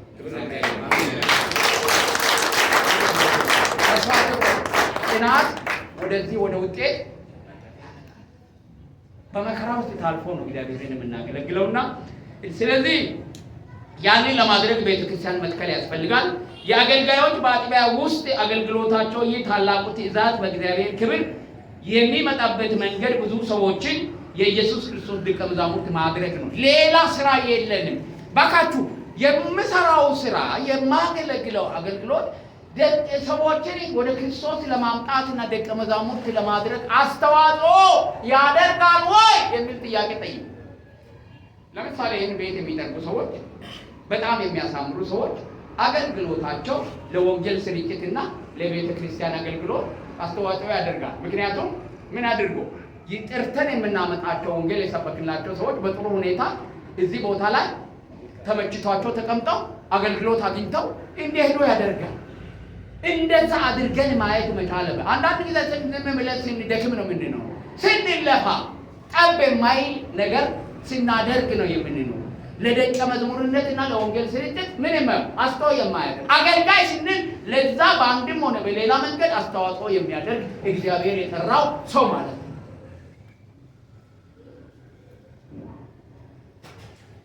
ስለዚህ ያንን አስተዋጽኦ ለማድረግ አገልግሎታችንን ስንጠቀም ያ የአገልግሎት ልቀት ወይንም የአገልግሎት ምንድነው? ኤክሰለንሲ ነው፣ ልቀት ነው። የአገልግሎታችን ብዛት አይደለም፣ የአገልግሎት ልቀት። የምናደርገው አገልግሎት ለወንጌል ስርጭትና ለደቀ መዛሙርት ምን ማድረጉ ነው? አስተዋጽኦ ማድረጉ። የጌታ የኢየሱስ ክርስቶስን ትእዛዝ ለመፈጸም አስተዋጽኦ ማድረጉ ነው። ወንጌል በሚሰበክበት ቦታ ላይ ገንዘብንና ያለኝን ሀብት ኢንቨስት ማድረግ አለብኝ ብለው ቤተክርስቲያናችንን እናንተ አባላት ሳይሆኑ በገንዘባቸው የሚረዱ ሰዎች አሉ። በሀገር ውስጥም በውጭም እዚህ በመካከላችን ያንን የሚያደርጉበት የተሻለ ገንዘባቸውን የሚሰጡበት ቦታ አጥተው አይደለም። ነገር ግን እኔ የምሰጠው ብር ለጌታ ለኢየሱስ ክርስቶስ ወንጌልና የዳኑትን ደቀ መዛሙርት ለማድረግ አስተዋጽኦ ያደርጋል ወይ ብለው ጥያቄ ጠይቀው አዎ እዛ ጋር ያደርጋል ስላሉ የሚሰጡትን ገንዘብ እጥፍ አድርጎ እግዚአብሔር ይሰጣቸዋል የሚሉ የሚያታልሉ ቁማርተኞች ባሉበት ጊዜ ነው። እኔ ከእግዚአብሔር ስለተቀበልኩ ነው የሚሰጠው እንጂ ስለሰጠው ከእግዚአብሔር ለመጠበቅ አይደለም። ሰጥቼ ለመቅረት እንጂ ሰጥቼ ከእግዚአብሔር ለመጠበቅ አይደለም። እግዚአብሔር ቁማርተኛ አይደለም። ቁማር ታውቃላችሁ? ድሮ እንትን አለ እንደዚህ የሚዞር አለ ገበያ ውስጥ በተለይ ገጠር ላይ በጣም ችንት የሚያደርጉበት ስሙን ምን እንደሆነ አላውቅም። ባሰጣ ታውቃለህ? ቢንጎ አሁን ነው ቢንጎ ያራዳ ቋንቋ ነው። የዛ ጊዜ ገጠር ላይ አለ ገበያ ውስጥ ያስቀምጡና ሳንቲም እዚህ ጋር አስቀምጥሉ ያዞሯል። እንደዚህ እዚህ ጋር 1 ብር ብታስቀምጪ ዞሮ አንቺ ጋር ከመጣ 10 ብር ታገኛለሽ። ሙልጭ ብሎ ዶሮ ለመግዛት የመጣች በዶሮ ሸጣ ለመምጣት እዚህ ብሩን ስላየ አንዳንድ ጊዜ በዛው ትጠፋለች። ባሉ ጋምሳት እንደዛ ቺት ይሄዳል። እንደዛ ቺት የሚያደርጉ ሰዎች አሉ። እዚህ ጋር ለእኛ ብትሰጥ እግዚአብሔር እጥፍ ድርብ ይሰጣል። መጽሐፍ ቅዱስ እንደሱ አይነት ተስፋ አልሰጠም። እግዚአብሔር የሰጠው ተስፋ ምንድነው? ሕይወቴን አይደለም ገንዘቤን ሕይወቴን በመስጠት እግዚአብሔርን ለማገልገል ራስን መስጠት። አንተ ከሌለ አንተ እግዚአብሔር ሆንክ ያለ ነገር ሁሉ የእግዚአብሔር ነው። ስለዚህ ከእግዚአብሔር የምትጠብቅበት ምንም ምክንያት የለም። የሰጠህን ነገር ኢንቨስት ማድረግ ነው። ባደረግህ ቁጥር ደግሞ እግዚአብሔር ለራሱ ስራ ነው፣ ለአንተ ሳይሆን ለስራው ነው የሚሰጠው። ስለዚህ አገልጋዮች የአገልግሎት ልቀት እሱ ነው። አዲስ ወደ አገልግሎት የሚገቡም ሆነ በአገልግሎት ውስጥ ውጤት በማጣት ለማቋረጥ የሚያስቡ ደቀ መዛሙርት በአገልግሎታቸው ውጤታማ ለመሆን የሚከተሉት ላይ ማትኮር አለባቸው። 2 ናቸው። ወጣት አገልጋዮች ወደ አገልግሎት ለመምጣት የሚፈልጉ የሚነሳሱ እግዚአብሔር የጠራቸው። ሁለተኛ ደግሞ እያገለገሉ የቆዩ አንዳንድ ጊዜ ሲባክኑ ሲባዝኑ ሲሄዱ ጌታን ይወዳሉ። ጌታን ከመውደዳቸው የተነሳ ወደ አገልግሎት ይገባሉ። ግን አገልግሎታቸው ፍሬ አያፈራም። ለምንድን ነው እያሉ ይጠይቃሉ። መልስ የሚታገኙ ሰዎች አላቸው እንደዛ አይነት። ስለዚህ ትኩረት ልናደርግበት የሚገባን አንድ ነገሮች አሉ እዚህ ጋር ማለት ናቸው። የመጀመሪያው ነገር ለአገልግሎት ልቀት የጥሪ አስፈላጊነት ኮሊንግ ጥሪ። ባለፈው ጊዜ እዚህ ሳገለግል ስለ ሐሰተኛ ነቢያት ሁለት ሐሰተኛ ነቢያትና አስተማሪዎች አሉ ብያቸዋለሁ አይደል? ታስታውሳላችሁ? አንደኛው ሳይጠራ ወደ መንጋው ራሱን ያሰማራ ወይንም ሌሎች ሰዎች የላኩት። አንዳንድ ጊዜ ከቤተ ክርስቲያን አገልግሎት ውጪ አሁን ሀብት ያላቸው ሰዎች የሚያደርጉት ነገር አለ። ቤተ ክርስቲያን በሌለችበት ሰዎችን ይሰበስቡና ገንዘባቸውን ለቤተ ክርስቲያን ላለመስጠትና ስምና ዝና ማትረፍ በራሳቸው ልቆ ስለሚፈልጉ በራሳቸው ታሪክ ለመስራት እከሌ ነው የላካቸው የሚል ስምና ዝና ስለሚፈልጉ ሰዎች ይሰበስቡና ሚሽነሪ ብሎ ይልካሉ። የሚሰበስቡት ሚሽነሪ ብሎ በመላክ ስራ ሊፈጥሩላቸው የሚፈልጉትን ሰዎች እንጂ እግዚአብሔር የጠራቸውን ሰዎች አይደለም። እነሱ ቤተክርስቲያን ስላልሆኑ እግዚአብሔር የጠራውን ሰው አያሳያቸው። እግዚአብሔር ያን የሚያሳየው ለማን ነው? ለቤተክርስቲያን። የቤተክርስቲያንን አገልግሎት ቀምተው ብራቸውን ወደዛ ለማስ ፍቃዳቸውን በገንዘባቸው ለማገልገል ስለሚፈልጉ ነው። ያ የእግዚአብሔር ሐሳብ አይደለም። የእግዚአብሔር ሐሳብ አይደለም። ስለዚህ ጥሪ የሌላቸው ሰዎች ይገቡና ዞሮ ብር በልተው አንድ ቀን ብሩ የቆመ ቀን ግር ብለው ወደ ቤታቸው ይመለሳሉ። ድሮም ለምንድን ነው የወጡት? ለገንዘብ ነው የወጡት አሉ አይደል? እንደዚህ አሉ። ብር ስላላቸው እግዚአብሔር ሕሊናን ይስጣቸው። በምትሰራ ቤተክርስቲያን ውስጥ ራሳቸውን ዝቅ አድርገው ስማቸው ሳይነሳ ብራቸው ቢሰራ እነሱ በጌታ ዘንድ ምን ያደርጋል? መዝገብ ላይ የሚገባ ገንዘብ በቤተክርስቲያን በኩል ወዴት የደረሰ? ወደ ክርስቶስ የደረሰ። መዝገብ ውስጥ የሚገባ በደሃ በኩል ደሃ ተሰጥቶና ተጠቅሞ ወዴት የደረሰ ነው? ወደ ጌታ። ከበሮ እያስመጡ ዲቤ እያስመጡ እንትና 1000 ብር ሰጠ፣ እንትና 10 ሚሊዮን ሰጠ፣ እንትና እንዲህ ያደረገ፣ እንትና ጸጋ ወንጌላውያን ሾም፣ እንደዛ ላከ። ማላካ አለ እሱ ሐሰተኛ ነው። ሳይላክ ምን ይሆነ? ራሱን የላከ ወደ እርሻው የሚልክ ማን ነው? ሰራተኞችን ወደ ስራ ቦታ የሚልክ ማን ነው? ክርስቶስ። ስለዚህ ጥሪ ያስፈልጋል። ከላኪው ሂድልኝ የሚል ጥሪ በጣም ወሳኝነት አለው። ባልተጠራንበት ቦታ ላይ በእግዚአብሔር ቤት ውስጥ ስራ ለመስራት የገባን እንደሆነ የእግዚአብሔርን ቤት ምን አድርገናል? አሰናክለናል። ሰው ለመብላት እንዳይችል በጎሮሮ ውስጥ እንደተሰነጠረ አጥንት ቤተ ክርስቲያን አገልግሎቷን እንዳትፈጽም እንቅፋት የሚሆኑ ያልተጠሩ ራሳቸውን የጠሩ ወይ ሰው የላካቸው ወይም ገንዘብና ብር በቤተ ክርስቲያን መሪ ያደረጋቸው ወይም ስልጣን መሪ ያደረጋቸው ናቸው አይደል? እዚህ ከተማችን ውስጥ እኮ ከገጠር በቃ እንደምንም ብሎ በፖለቲካም በምናምንም ሐዋሳ ከገባ በኋላ ያው የሲዳማ ሰዎች እድርና ሰርግ ለማሞቅ የሚሄዱት ወደ ቤተ ክርስቲያን ነው። እግዚአብሔር ይመስገን እንደዚህ አይነት ትንሽ ቤተ ክርስቲያን ጋር ስለማይመጡ እግዚአብሔር የተመሰገነ ነው። ምክንያቱም እኛ ጋር እድርና ሰርግ አይሞቅም፣ ገና ነው አይሞቅም። እዛ ጋር ሄደው ስለሚሉ ከመጡ በኋላ የሚያነፈንፉት ነገር ምን እንደሆነ ታውቃላችሁ? በቤተ ክርስቲያኑ ስልጣን ነው። የት ጋር ነው ያለው? እንዴት አድርጌ ሽማግሌ ሊሆን ሚላ እንዴት እቺት ላያቸው እንደምንም ብሎ እዛ ጋር ይመጣሉ። ከዛ በኋላ እዚህ ላይ እግዚአብሔር የጠራቸው ላይ ብቻ አለንጋ አንስቶ ምን መግረፍ ነው። እንዴት ነው አለንጋው? ከባድ ነው። የቀመሱ ሰዎች ስላሉ። ምክንያቱም እነዚህ ሰዎች በጣም አደገኛ የሚሆኑት ለምን መሰላችሁ? ሕግም ከነሱ ጋር ነው ያለው፣ መንግስትም ከጀርባቸው ነው ያለው። ልትናገራቸው አትችሉ። ማን አባቱ ነው ሁለተኛ የሚያወርደው ከሰብሰብ ነቅደቅ ያልክ እንደውም ፖሊሱም ከሱ ጋር ነው ያለው።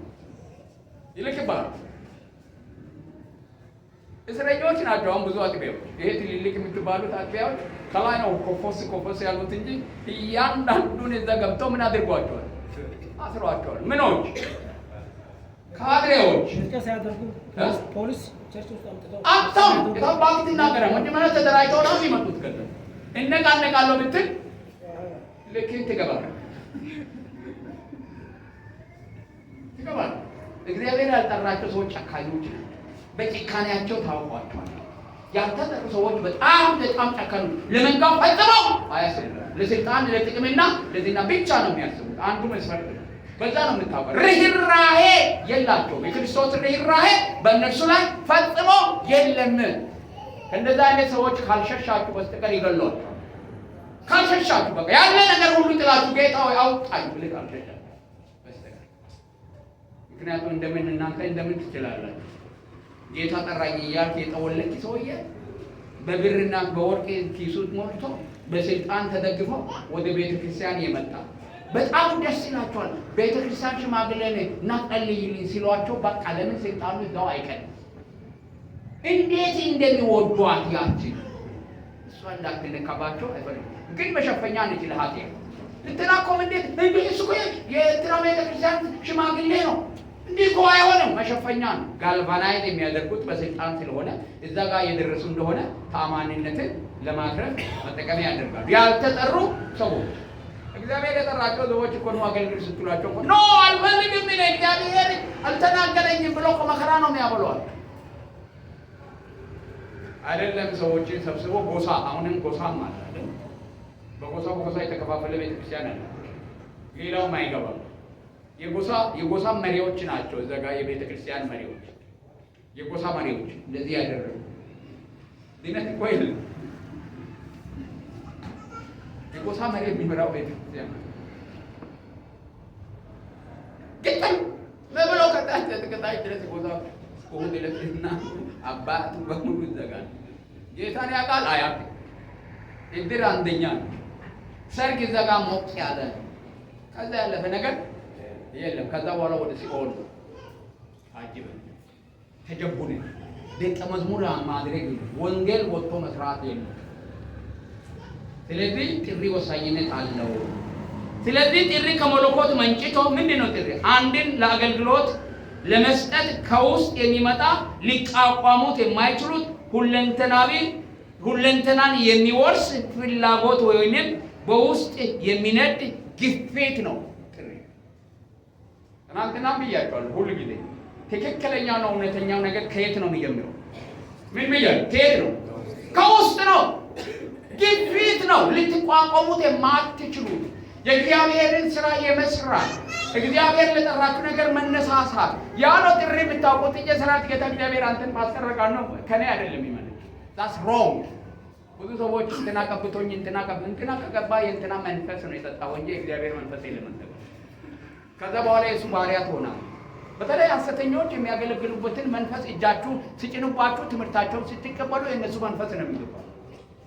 የእነሱ መንፈስ ከገባባቸው የትኛውንም ኃጢአት ቢሰሩ እነሱን አምላክ አድርጋችሁ ነው የምታዩት። ስፒሪቱ ገብቶባል። አንዳንድ ጊዜ ግራ ትጋቡ። በጣም ሐሰተኛ ኢየሱስ ክርስቶስ የሌለበትን ትምህርት የሚያስተምር ሰው ይሄ ሰው ያቆ ትክክል አይደለም ስትሏቸው በኢየሱስ ክርስቶስ የተቀባውን አትለቅም። ምን አመጣ ነው የተቀባው? ማን ነው የቀባው? ማን ነው የቀባው? የተቀባው እውነተኛ ነገር የምናገር እኔ ነኝ። ሐሰተኛውን የቀባ ሐሰተኛ አባት ነው ዲያብሎስ።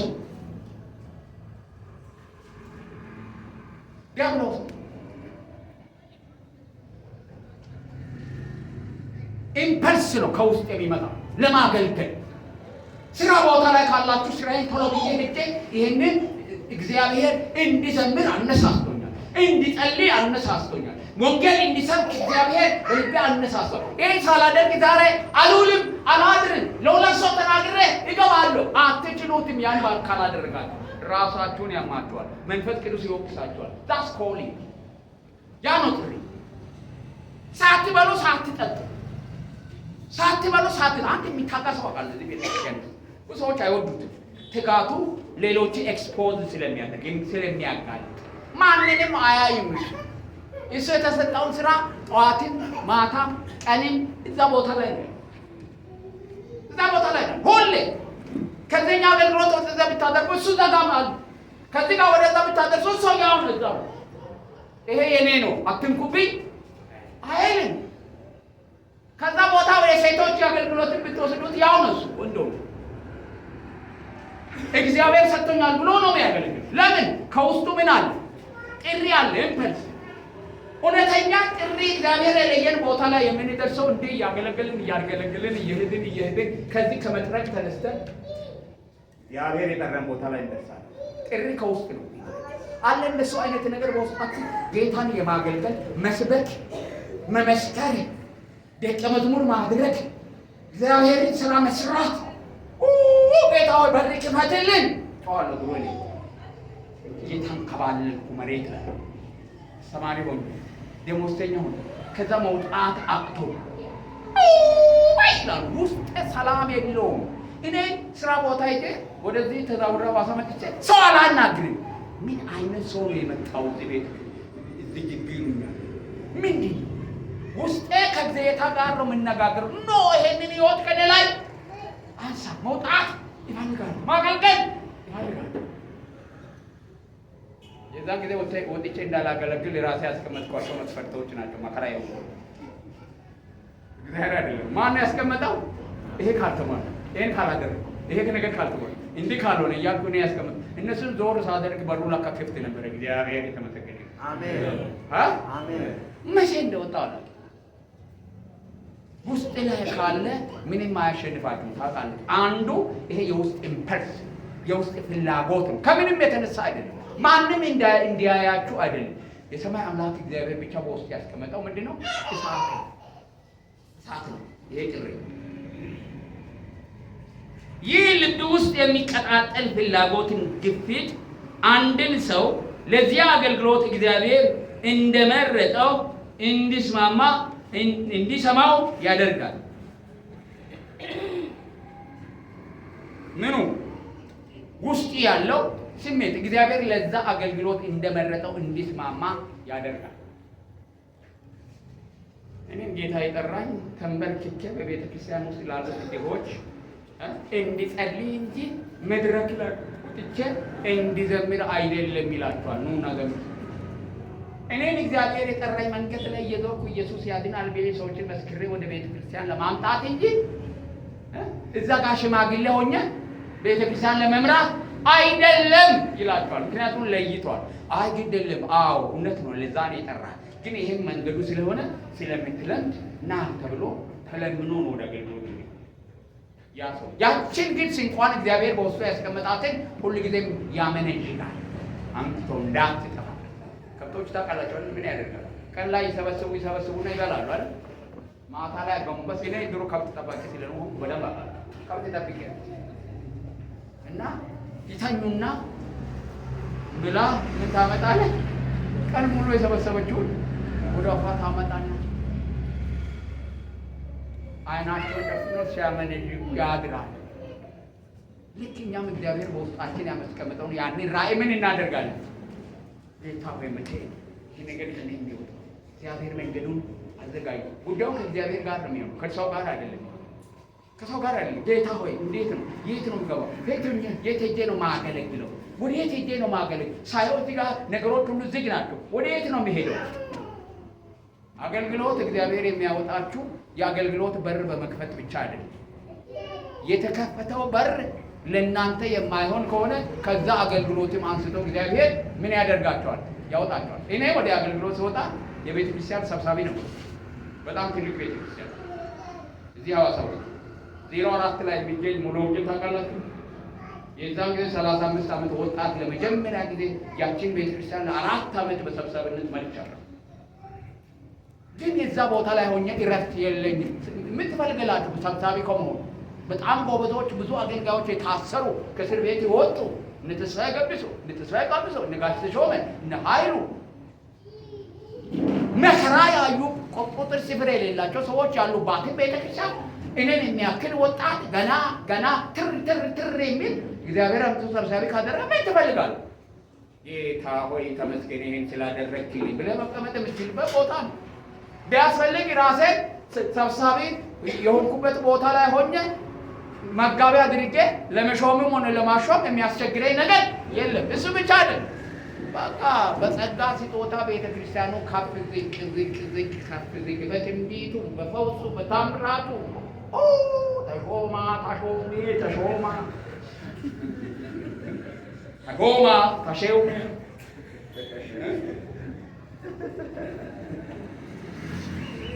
ጌታ በቃ አንድ ቀን 4 መጋቢያን ይመስለኛል 2 ወንጌላውያን ከተሾሙ በኋላ ተሾመ ሲባል የነበረው እኔ ከዛሬ ጀምሮ እግዚአብሔር ወደ ጠራኝ አገልግሎት ለቅቄ እሄዳለሁ ከምንነት ከሰብሳቢ ለምን እግዚአብሔር እንዳመጣው አባል ነበርኩ። ከዛች አባል ልክ ነው። አባል ነበር ስትወጣ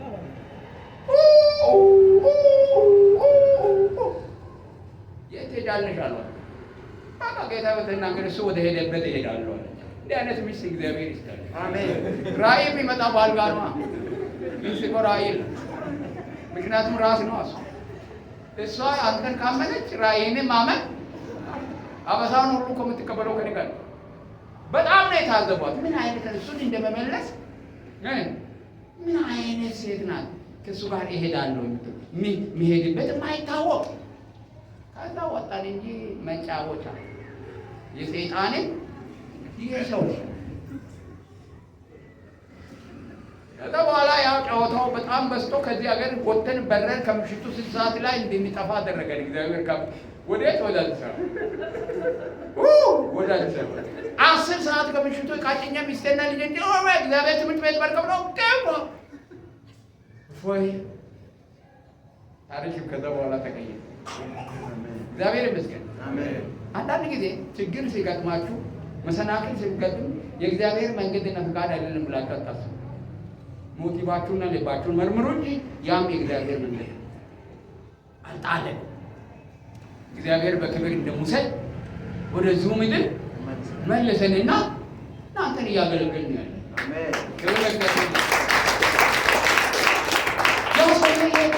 አሁን የት እንዳለው እኔ እግዚአብሔር እንደዚህ እንደሰወረኝ እንኳን ይጠይቁኝ። አንተ አላህ እንደ ይሉኛል እኮ መንገዱን ሁሉ መኪና ሲላዳ ቢቢሲ ስራ ሲሰራ ሊመጣ ቢቢሲ ታገለግለው ማንም አይቶኝ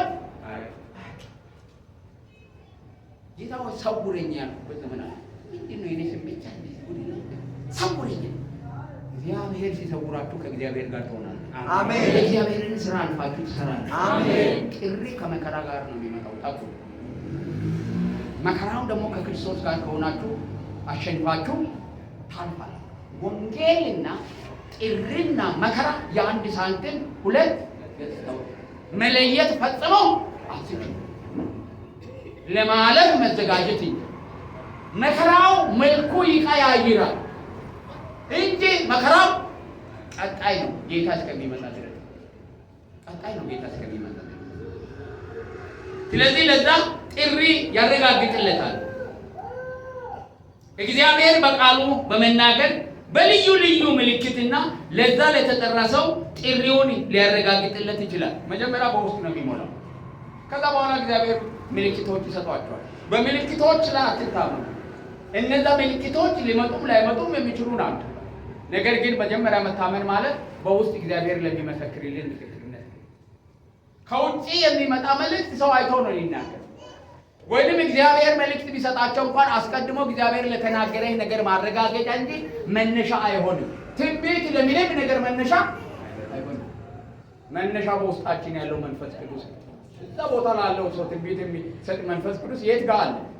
እኔ ጋር አለ። ሃሌሉያ አሜን። ሰውየው አኮላትፎ አጣሞ አጉድሎ ሊናገር ይችላል። ውስጥ ያለው ግን ጥሪ ካለው መልእክት ያመጣል ወደኛ። ክብር ለእግዚአብሔር አሜን። አእምሮአችን ጋር ይመጣና ይሞላል። አሜን። ከዛ በኋላ በልባችን ይመጣና እምነት ይሆናል። ከዛ ቀጥሎ ደግሞ ወደ እጆቻችን ይመጣና እርምጃና ስራ ይሆናል። እግዚአብሔር እየመራን የሚሄደው በዚህ አይነት መልኩ። ክብር ለእግዚአብሔር ይሁን። በእግዚአብሔር መጠራት ሙያ ወይንም ፕሮፌሽን አይደለም። ሙያ ታውቃላችሁ አይደል? ሰው ሰልጥኖ የሚያገኘው ሙያ አይደለም። ሙያ ሳይሆን እንድንኖርለትና እንድንሞትለት የተሰጠን ስራ ነው። ከዛ መላቀቅ አንችልም። በሙያ ደረጃ እኔ በአስተማሪነት ሰልጥኛለሁ። ስነ መለኮትም ሲማር በአስተማሪነት ነው የተማርኩት። አካዳሚክ ነው።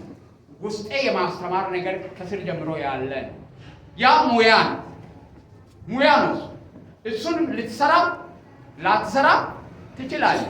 እንደ አዋቂነት ገቢ የሚያስገኝ ከሆነ ውጤት የሚያመጣ ከሆነ ክብር የሚያመጣ ከሆነ ትሄድበታል። የተሻለ ነገር ከተገኘ ደግሞ ምን ታደርጋለህ? ትቀይራለህ። ጥሪ ግን እንደሱ አለ። ጥሪ የመኖርና የመሞት ያለመኖር ጉዳይ ነው። ምክንያቱም ከእግዚአብሔር የመጣ ስለሆነ እግዚአብሔር አይቀይርም። እግዚአብሔር ሐሳቡን ይቀይራል። እግዚአብሔር ሐሳቡን ይቀይር ዘንድ ሰው አይደለም ብለን በጣም ክብር ለእግዚአብሔር ይሁን። የሚዋዥቅ አይደለም። አንዳንድ ጊዜ ጸሎት ስንጸልይ እግዚአብሔርን ሐሳብ ለማስቀየር የምንሞክር ሰዎች አሉ። እግዚአብሔር ሐሳቡን ቀይሮ አያውቅም፣ ወደፊትም አይቀይርም። ምክንያቱም እሱ ከመጀመሪያ እስከ መጨረሻ ስለሚያውቅ፣ እኛ መሀል ላይ ነው ዝም ብለን የምንዋዥቀው ከፊት ለፊት ላይ ያለውን ስለማናውቅ።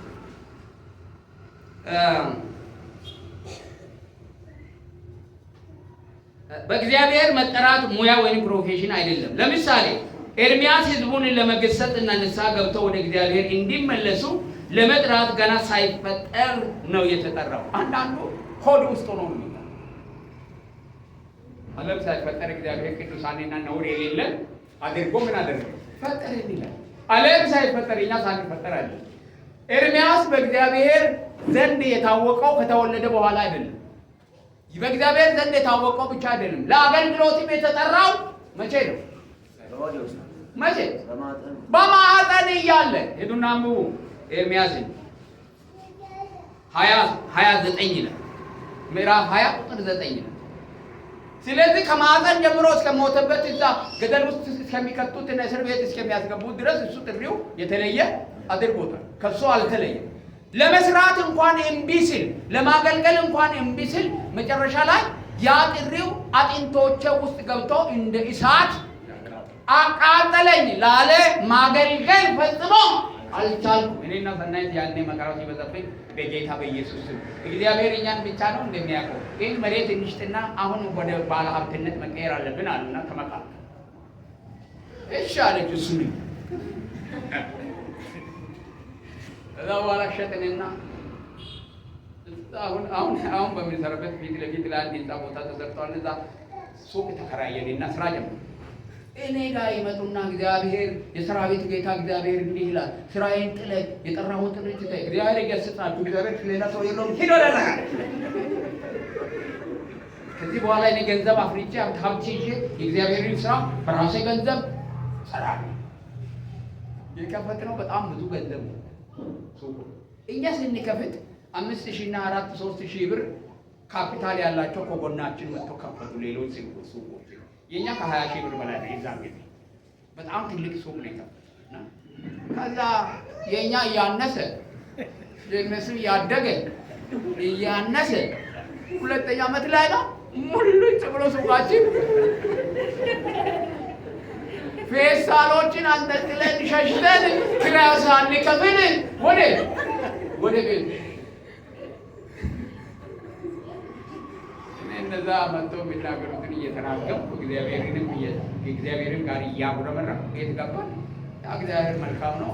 ልክ ቤት በገባንበት ቅጽበት ነው ወደ አዲስ አበባ እንድንሄድ እግዚአብሔር በር የከፈተልንና እንዲህ አይነት ሁኔታ ታልፋላችሁ። ጥሪ ካላችሁ የትም ገብተው አታመልጥም። የትም ገብተው ውስጥም አያመልጥም፣ እግዚአብሔርም አይተውንም። ግን የት ጋር እንደምትገባ የት ጋር እግዚአብሔር እንደሚያዘጋጅ የት ጋር በር እንደሆነ ጥበበኛ ሆነን ብዙ ዋጋ ሳንከፍል እግዚአብሔር ካዘጋጀው ከምንከፍለው ዋጋ ውጪ ሌላ ዋጋ ሳንከፍል እግዚአብሔር ለማገልገል ግን ራሳችንን ልናዘጋጅ ይገባል። ኤርሚያስ ብቻ አይደለም በጥሪ ምክንያት እንትን ጳውሎስ የተጠራበትን የወንጌል ሸክም ሲገልጽ ወንጌልን ባልሰብክ ወዮ። ለምን? ሌላ ስራ የለውም። ለወንጌል ነው የተጠራው። ጳውሎስ ያለ ወንጌል ሊሆን ፈጽሞ ያንን ካላደረገ ግን ምንድን ነው? ወዮ። ባላገለግል ወዮ፣ ባልጸልይ ወዮ።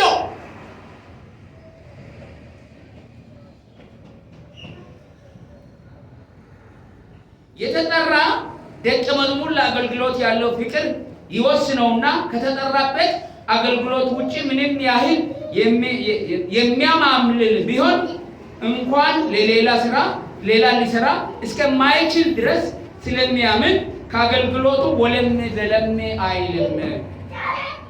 ከአገልግሎቱ ወለም ዘለም አይልም ማለት ፈጽሞ አይችልም። ምንም ነገር አያማልለውም። የሚያማልን ነገር ሁሉ ጊዜ ልብ ውስጥ ይገባል። ልባችን በጥሪ ከተሞላ ሌላ ነገር ሊገባ የሚችልበት ምንም በር ኢየሱስ ውስጣችንን ከሞላ ሰይጣን ሊገባ ይችላል? ክርስቲያኑ ሰይጣን ሊገባ ይችላል? አይችልም። ሰይጣን ሁልጊዜም ከውጭ ነው የሚዋጋው፣ ወደ ውስጥ ሊገባ አይችልም።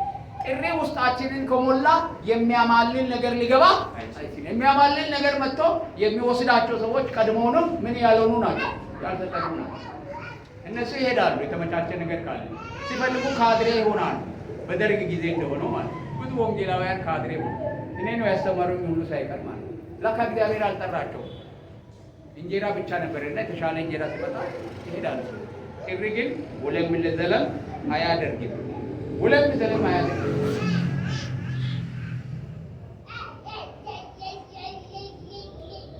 ትንሽም ይሁን ትልቅ አገልግሎት ሳይመርጥ ራሱን ወደ መንግስቱ ስራ ያስገባል። የጥሪ ልዩ ባህሪው የአገልግሎት ምርጫ ይሄ ለኔ አይመጥነኝም አይልም። የተከፈተ ቦታ ላይ ያንን ሰው ሲሰራ ታገኙላ። እግዚአብሔር ታማኝነቱን የሚፈትነው እዛ ጋር ትንሽም ትልቅም እግዚአብሔር የከፈተበት ጌታ የሚከብርበት ይሁን እንጂ እሱ ወደ አገልግሎት ይገባል።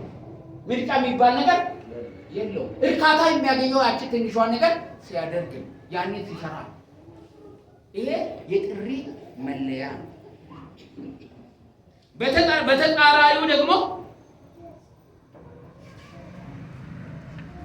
በተጻራሪው ደግሞ በእግዚአብሔር ያልተጠራ ለገንዘብ፣ ለክብር፣ ለዝናና ለተለያዩ ጥቅማ ጥቅሞች ፍለጋ ራሱን በራሱ አገልግሎት ውስጥ ያሰማራ እግዚአብሔርን ሳይሆን ሰውን የሚከተል መንጋዎችን ለራሱ ጥቅም ሰውን የሚከተልና መንጋውን ለራሱ ጥቅም ምን የሚያደርግ ነው? የሚበዘብዝ።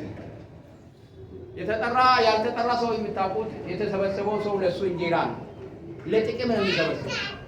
ምላሱ በጣም ጥሩ አለው፣ ችሎታ አለው፣ ሰዎችን የሚያማልል ነው። ግን ይበላል። ያንን ሰብስቦ ያመነጅጋል። መንጋውን የሚበላ ነው። ለመንጋው የሚሞትና የሚኖር ሳይሆን መንጋው ለሱ የሚሞትለትና የሚኖርለት ነው የሚያደርገው።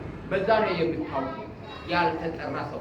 የተጠራ ሰው ግን ለዛ ለተጠራበት ነገር የሚያስከፍለውን ዋጋ ሁሉ ለመክፈል ጸንቶ የሚቆም ነው። ይሁን እግዚአብሔር ይሁን። ሌላውን መስፈርት በሚቀጥለው እንመለከታለን። ዛሬ ሰዓታችን ሄደዋል። ምልክት ብታሳዩን ጥሩ ነው። አንዳንድ እናንተ በጣም ሞቅ ስላላችሁ ከነገር ስለተያያዛችሁ ሰዓት ነው ሄዱን እንደማታውቁ አውቃለሁ። ቢሆንም እኔ አሁን ስለገባኝ ወደ ህሊናችን እንመለስና እንጨርሳለን።